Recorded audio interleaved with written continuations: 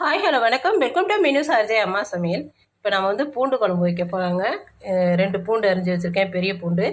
2 spoon மிளகாத்தூள். இது வந்து மிளகு, ஜீரகம், சோம்பு வறுத்து நுணுக்கி வச்சுருக்கேன். 3 தக்காளி. இந்த அளவு புளி எடுத்துக்கலாம். இப்போ தாளிச்சிடலாம். நான் 1 ஸ்பூன் ஆயில் ஊற்றி கடுகு வெந்தயம் போட்டிருக்கேன். கடுகு வெந்தயம் பொரிஞ்சிருச்சிங்க. இப்போ பூண்டை எண்ணெயிலே போட்டு நல்லா வறுத்துடலாம். பூண்டு நல்லா வதங்கிச்சு. இப்போ தக்காளி போட்டுக்கலாம். நான் உப்பு, கருவேப்பிலை, மஞ்சத்தூள் போட்டிருக்கேன். இப்போ மிளகாத்தூள் 2 ஸ்பூன் போட்டுக்கலாம். இப்போ இந்த நேரத்தில் கரைச்சி வச்ச புளியை ஊற்றிடலாம். நல்லா கொதிச்சிருச்சு. இப்போ வந்து இந்த நுணுக்கி வச்ச மிளகு, ஜீரகம், சோம்பை போட்டுக்கலாம். சூப்பரான ஒரு பூண்டு மிளகு குழம்பு தயாராகிடுச்சு. நீங்களும் செஞ்சு பாருங்கள். நம்ம சேனலுக்கு லைக் பண்ணுங்கள், ஷேர் பண்ணுங்கள், சப்ஸ்கிரைப் பண்ணுங்கள். தேங்க்யூ.